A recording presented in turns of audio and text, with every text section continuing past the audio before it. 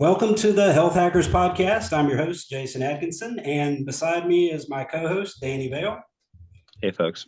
And joining us today is Rob from Enhanced Labs. Rob is the affiliate manager with Enhanced Labs. Yeah, it's nice to meet you guys. Hey, Thanks all for right. having me on. So, Rob, at this point in time, you have lost 120 pounds. Is that right? Yes, I'm fading away to nothing. Well, I don't know. I think you're coming Fantastic. through stronger than ever before. Yeah, I definitely am. I lost a total of 65 pounds. I've kept that off for more than 5 years. Danny lost about 80 pounds, but you got us both beat. So hats off to you. We're going to be picking your brain about some of your best practices and just, what you did to get there.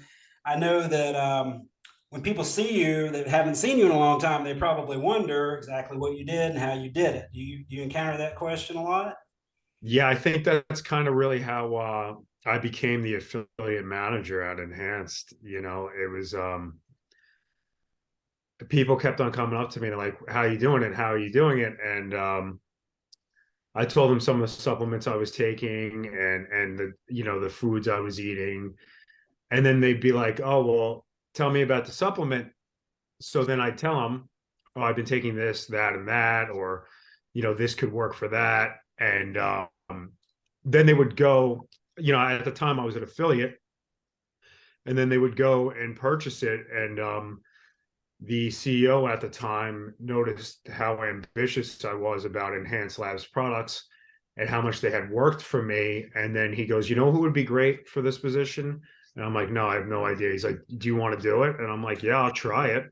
you know like, because here I am finishing my RN degree, Yeah. becoming a Fantastic. registered nurse and stuff like that, changing.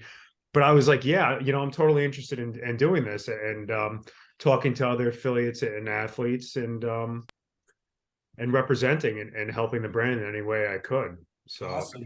So while we're on the subject, I'll go ahead and let our listeners know that if they visit enhancedlabs.com, they can save an additional 10% off of any order, including all applicable sales, using code HACKERS as your discount code at the register. That saves you an additional 10%. And that is another common thread that I see going on here, is that we all took our success in this area and kind of parlayed that into a professional career.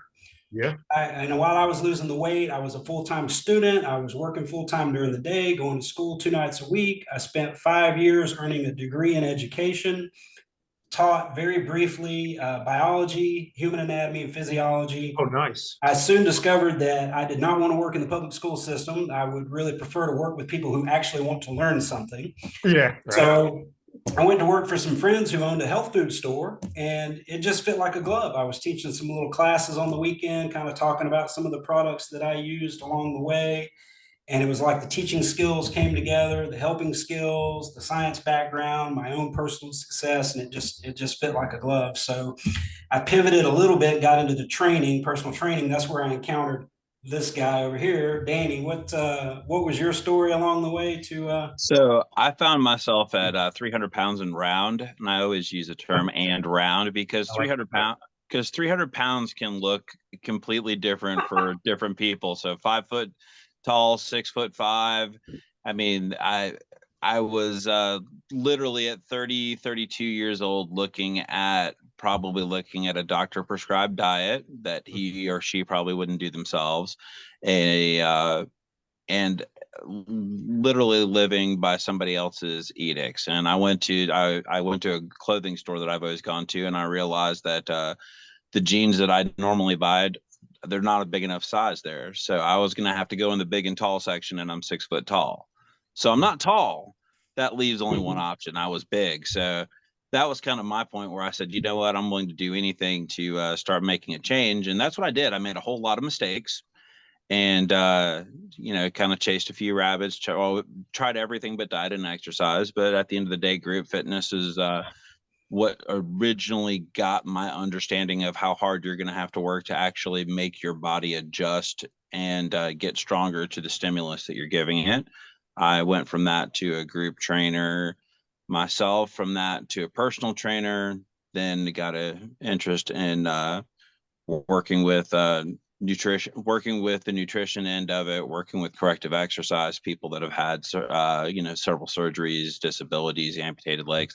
So, I mean, I wanted to branch out, but at the end of the day, kind of, when you look at all the people that helped you along the way to your sustainable, fat loss and your body recomposition, you kind of feel like, at least I feel like I owe a debt 100%. to everyone else, and I want to pay that back and be that, because there was a few people that were really key in making sure that I had that support mechanism that we could continue on when times got tough. So I feel like there needs to be more people that are pitching in and are there, that are available, that are forward facing and want to talk about it, want to answer the same questions over and over again, because you want what you've got for other people. So you feel like, you want to give back to the people that have really pitched into you. So that's kind of, that's my whole approach to why I do what I wanted to do. I quit 20 plus years of retail during COVID to be a personal trainer.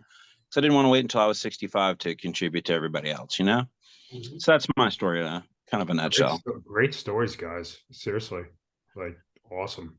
Well, Love it. so we want to get into your best practices, Rob, and kind of a little outline that I got in mind here. This comes from my next book project that I'm working on. Mhm. I do have one book on Amazon right now that's Live Like an Athlete, which was kind of my best practices up until about 5 years ago. I Mhm. realized that a lot of what I teach now is not exactly what I was doing back then. So I'm writing another book. This one's called um, Metabolism Mastery. I'm sorry. Metabolic Mastery. What am I saying? So we want to talk about It's a mastering, work in progress. yeah, mastering the mindset, mastering the movement, and mastering those micronutrients and macronutrients. So on the subject of mindset, I always teach people, it really does start up here. 100%. You're gonna have to realize that where you are is not where you want to be.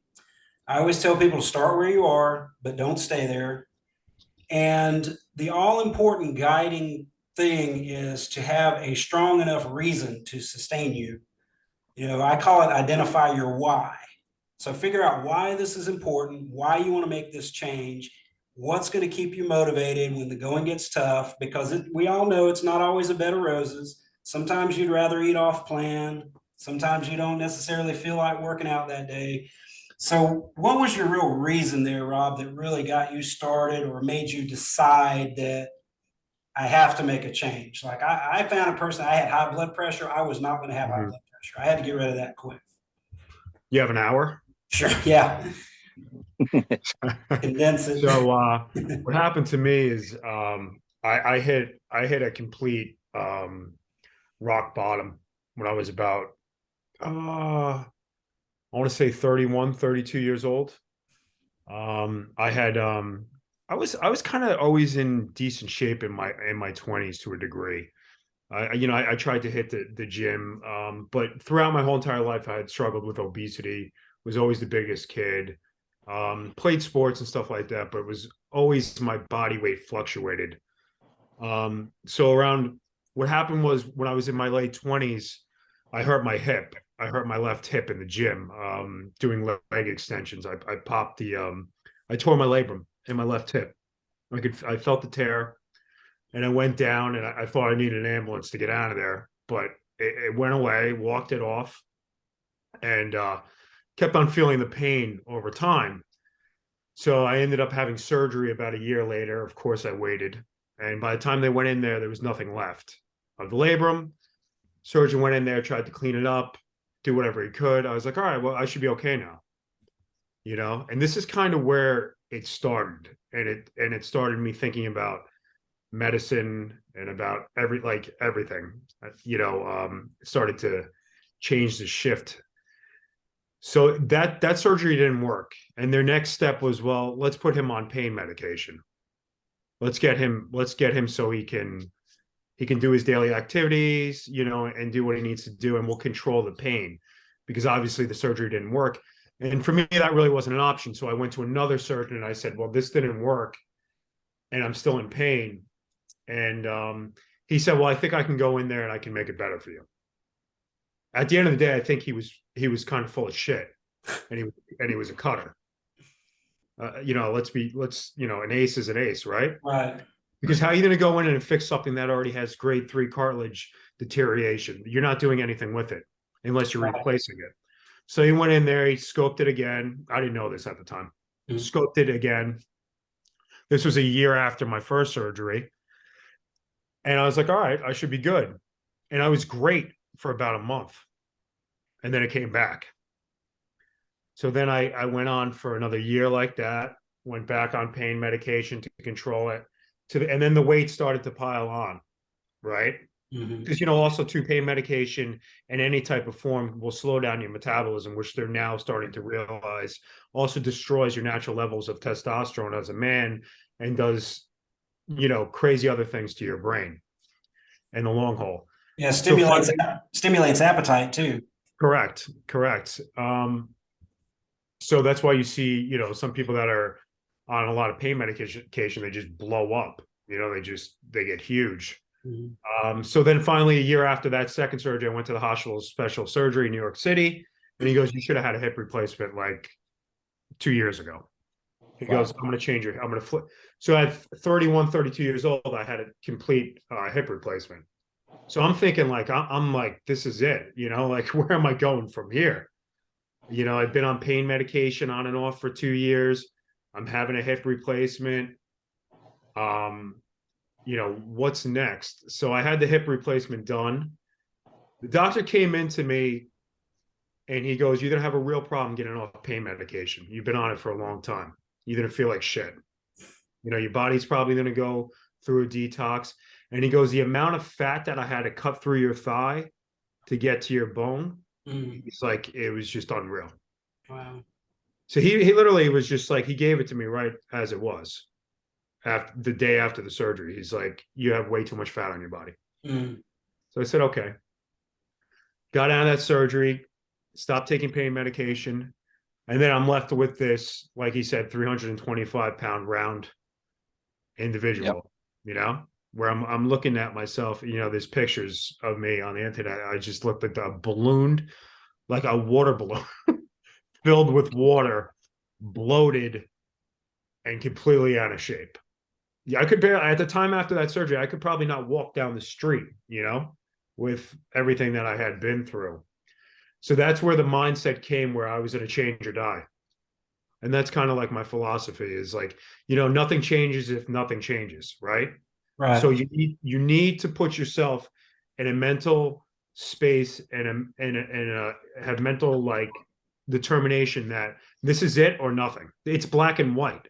There's no if, bits, or what. Like, there's no cheats. There's no nothing. This is my life. I'm going to take my life back and I'm going to do the best I can to do it. And that's been my mindset for the last 6 years. Okay. It's just like that. That hasn't changed. And what I did with that is I said, I'm going to start going to the gym. So I joined the local Gold's Gym by me in Carmel, New York. And I started going and I started lifting. Really, I wasn't like doing much cardio because I couldn't, I really couldn't do much. At the time, I couldn't even lift like 15 pounds on the leg extension machine. Right. I really couldn't do anything. Couldn't even bench, 135, at all. Right. And I just started going at it. I was going like 6 or 7 days a week just at the time. And at that time too, I was changing my profession. So I was changing my work field into medical. I decided I didn't want to do what I was doing anymore. And getting my life back and getting my fitness back and my health was really the main priority at the time. Oh, for sure. And I just slowly started going at it at 325 pounds. And I had individuals at the gym that are still there to this day that helped push me and helped me keep going. And then also at that time, 6 years ago, is when I found Tony Huge on Right. YouTube.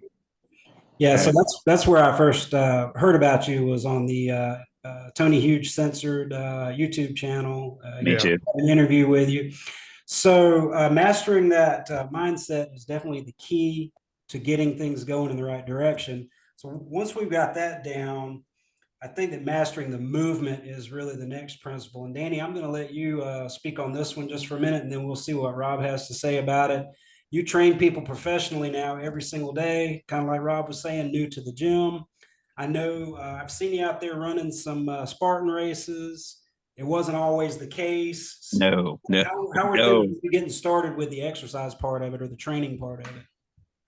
Well, I mean, for me personally, it was realizing you start from where you are, and I think that you said that well. So I was not strong enough to do a lunge. I could go down. I did not have enough leg strength to go back up. Couldn't do 135 on a bench press. Man, that brings back some memories. And you know, it goes down, you give it your very best effort, and it doesn't go back up again. And the way I looked at it is, you know, my mindset was this is kind of it's a mark in time, it's a benchmark that I have to be able to accept this for what it is and know that this is something to be passed and not just something that I have to live with. So for me personally, that's how I went from when times are tough and you're getting a lot of failures when you're trying to train and you're trying to really get yourself into a functional shape. So when I mean functional shape, I'm talking about you have a natural range of motion like a capable human being. You don't have a lot of what I call we we make a few compromises to be able to say if you have muscle weakness on one side, you have a shoulder injury, you have a hip injury, anterior tib doesn't work, so you can't lift your toe up, so you swing. We have to make a lot of these adaptations to movement, and they pile on. So I make an adaptation to movement. I still have pain. I do a little bit more adaptation. I add something else to it to the point that I'm really not moving like I was supposed to move. It's hard on my joints. It's hard on my ligaments. It's hard on me. And then I have weakness there. So generally speaking, we start with getting the range of motion back, focusing on the basics, just sitting there and really just focusing on basic muscle movement. I mean, generally speaking, most people don't really know how their body works. Most of the time, we find out about how our body works when we injure it, and the doctor's explaining it to us right before they do surgery. So, Yeah. you know, taking the time to train and become educated on how your body works will save you a lot of time in the gym. Of course, like I said, I learned the hard way. And for me, once I got to the point that I had a good range of motion, it was doing the weight training, challenging myself, realizing that I can work a lot harder than what I have been working and still be safe. Because what's the number one thing you hear from people, especially in their mid 30s, is, well, I don't want to hurt myself. Yeah. Not realizing that in the process of you protecting that shoulder, that wrist, that process, you're really making it weaker. We're not utilizing it in terms of the way we could be. Yep. And it failed us one time, and now we're never going to let it have a. We're not going to give it the opportunity to earn its place back in equality.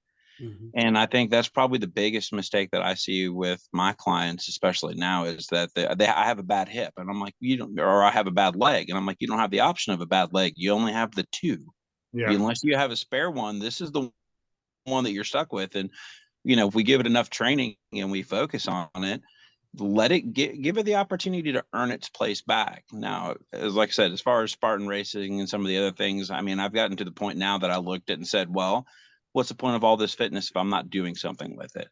I need to challenge myself. And, you know, ever since we all gotten out of high school or college, we really haven't had much of a chance to be competitive. And I think that as a male, specifically as a male, I like to compete, whether it's competing with myself, being around other people that are athletic and have a good open challenging spirit. I think that it does me well, and for me it's feedback. So when I found out that I couldn't pull myself up that 8-foot wall, then I have some work to do on my back. And so for me, it's kind of a continual progress of how I can keep myself in the gym and keep improving upon my weaker points.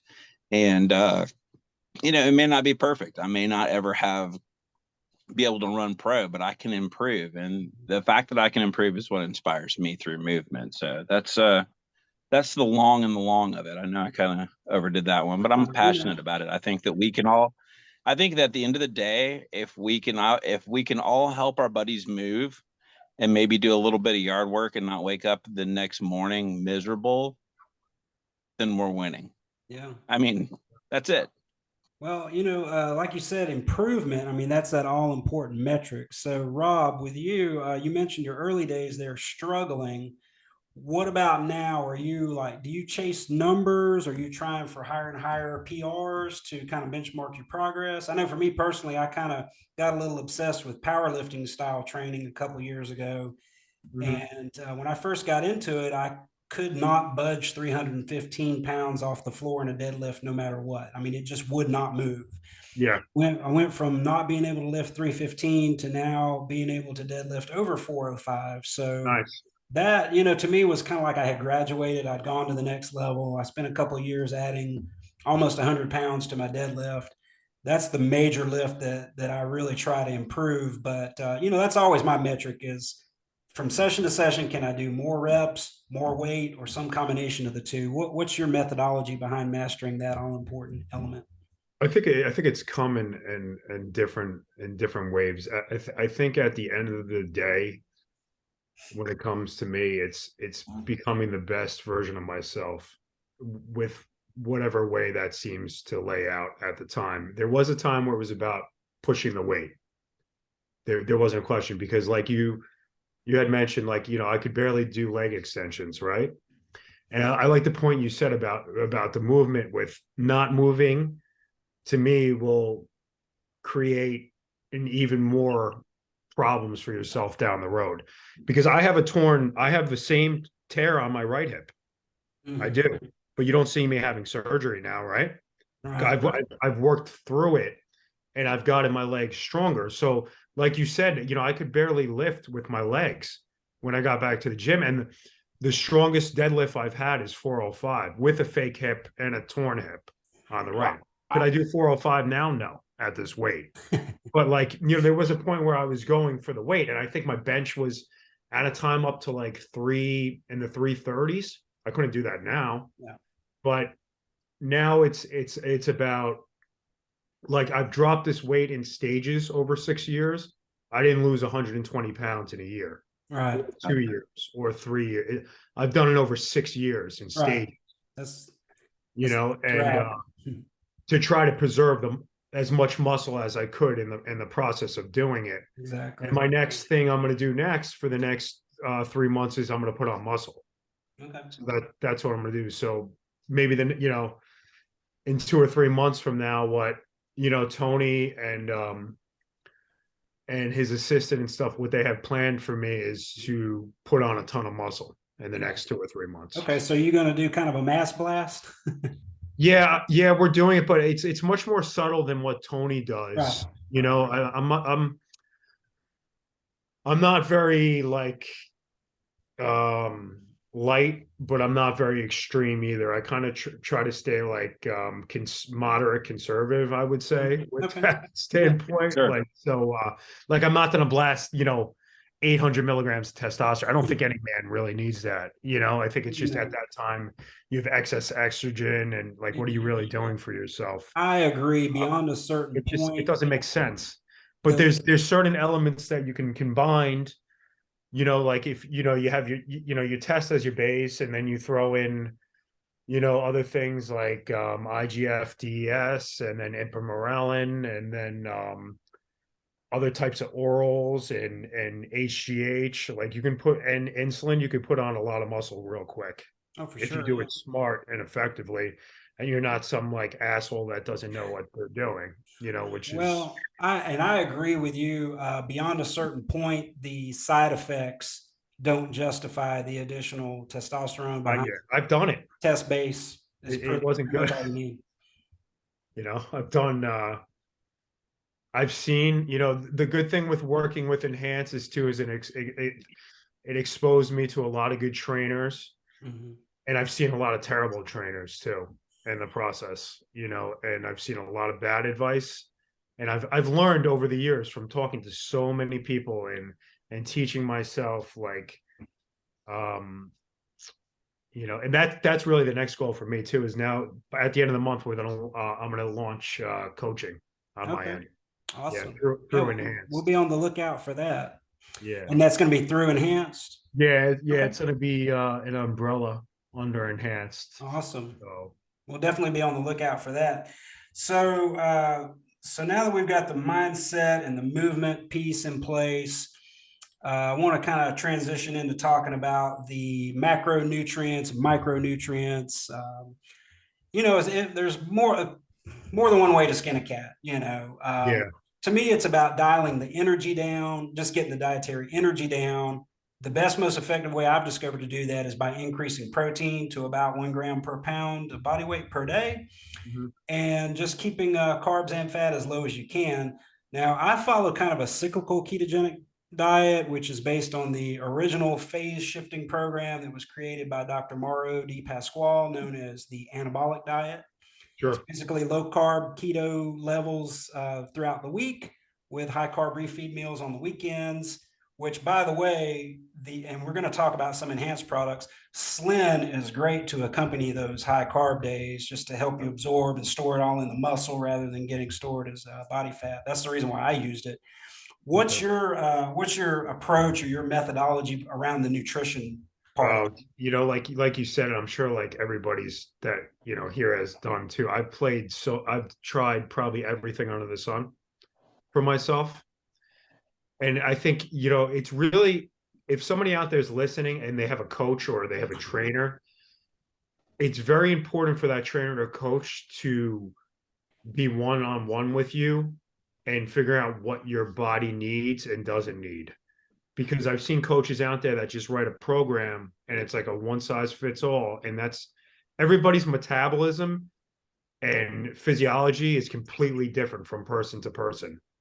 So you got to figure, I've done for the majority of the time when I was losing weight, it's always like you said, high protein, fats, extremely low carb. This past 3 months, when I went from 234 to 205, it was barely any carbs. It was mostly just protein and fats, like keto, like barely any carbs. The only carbs I was really intaking was fruit, and Ezekiel bread. Those were the only carbs I touched. Yeah. Now, when I go back into the muscle building phase of things, it will be protein, probably with carb cycling, where I'm only utilizing carbs pre-workout and post-workout, and then that's it. And the Okay. rest of the day will be protein and fats. That's what works for me.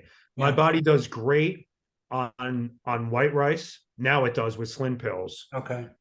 and fruits, protein, and healthy fats, and Okay. carb cycling.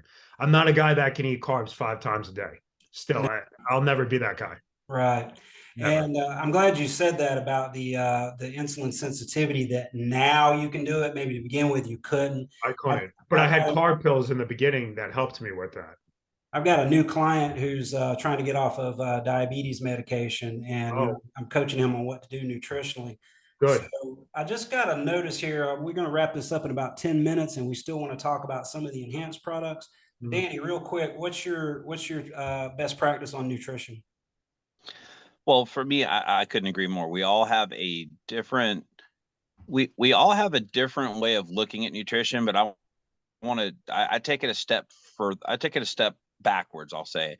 Lean into the change that you want to see. And that's kind of the term that I used. I could tell you that a lot of my big problems when I was 300 pounds and round was that, I drank roughly 6 Dr. Peppers a day. I didn't realize it until you look around, but I mean, when you get into macros and micros, a lot of the things that are keeping us, level 2, level 3 obese are low hanging fruit, if you will. So me cutting out, and the way I look at it was I cut sodas down, but my advice going forward to clients that are looking for, hey, I want to see a change on the scale. I want to see a change with this, this visceral fat rating that's through the roof, or, this extra 30 pounds of fat that I have before I'm even considered healthy again is, hey, let's do something simple like stop drinking our calories. Right. I mean, there's some low hanging fruit. Ideally, would we like to have all of our meals prepped where we can microwave them and eat them? Sure, sometimes that's not an option, but Yeah. going through a fast food restaurant and getting the hamburger and nothing else. Don't Right. get Yeah. the end. Just take care of that immediate need that you have of hunger and move on, because a lot of us eat like we are not going to eat again. We eat like the food we eat because we have a preference, not because we're hungry. Some of us eat before we're hungry. Well, God, I'm only going to have a break now, so let me go ahead and make sure I don't get hungry. Yeah, And very true. and and when we look at the way, especially after COVID, I mean, food has never been more available. I mean, the grocery store is always stocked. You can pick up your phone and have it delivered. We all need to get out of this starvation mindset that we are, all one meal away from having our last meal, and just take a step back and think of what can I do and be reasonable. Yeah. Stopping if I can cut out the calories I drink, that was a huge deal for me. I have started dropping weight immediately. Good When starting I point. started ordering at restaurants reasonably, I told my wife, I said, look, if I'm still hungry, I'm going to order another meal. It never happened. I know, me too. But I used to do that too. right? Yeah. Yeah, I'd be like, let's get 2 appetizers and an entree, and then I couldn't even finish dinner. Your point is so valid. Like, you don't need to eat all the time. Eat when you're Right. hungry and when you need to feed your body the Right. fuel that it needs. Well, And I'm not I I say just don't stay away from I just don't know where restaurants. well, I mean, when you can, but I mean, obviously, I told you before, like I meal prep. I ate chicken, rice, and bell peppers and onions for a year for lunch because the Yeah, macros worked out, every day. and I didn't love it, but I tolerated it. It was fine. It wasn't great, but when was the last time you had a meal that was just, off the charts and you told everybody about it? Nah, Probably never. So no, it was a way of me meeting my macros, getting the food that I needed, eating on a regular basis, not you know not waiting until I got home and I was so hungry that I was knocking the hinges off the refrigerator. We do what we can as we can, but we all need to take a step back and look at the low hanging fruit is the way I say it.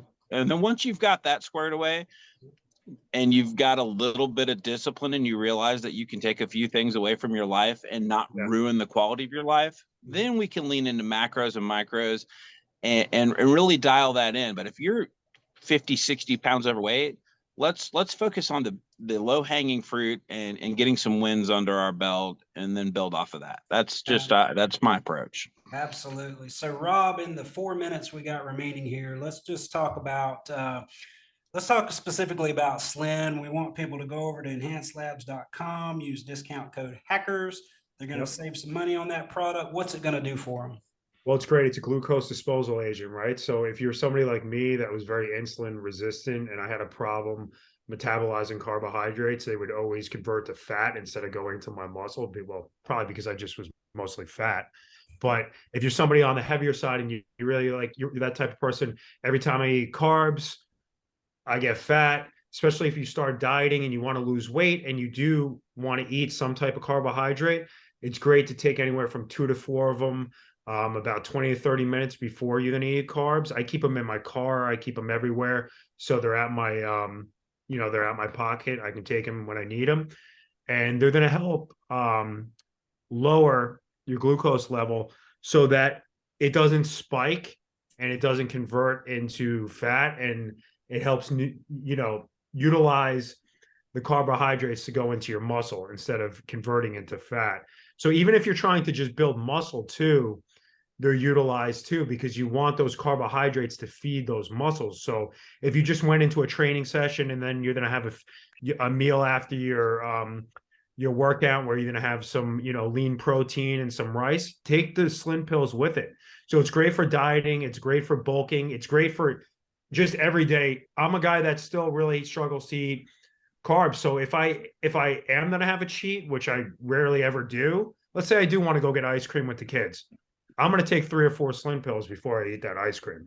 And I know I'm not going to blow up the next day and wait. It's going to help me store it better. Just do it as a precaution. Yeah, and anybody can take them. Honestly, you could probably get people off type 2 diabetic medication like metformin and salvinorin and stuff like that with Slen pills. Yeah. And on that note, we do want to say, and we forgot to mention this up front, this is not medical advice. No, it's not. We are not medical professionals. We're just some guys who lost a bunch of weight that are just chatting on the internet about it. Always check with your doctor before you make any changes to your nutrition or training. 100%. And Rob, thanks so much for joining us today. That is all the Thank you, time Rod. we've got for Yeah, this thanks, recording. guys. That was fun. I'll have the audio up within the next day, and it may take a little longer on video, but it'll be available on our YouTube. Check us out. We're all over the internet. Just Google Health Hackers. We're on every major social media platform. And while you're doing work, I'm going to go check out enhance.com and go check out the infos.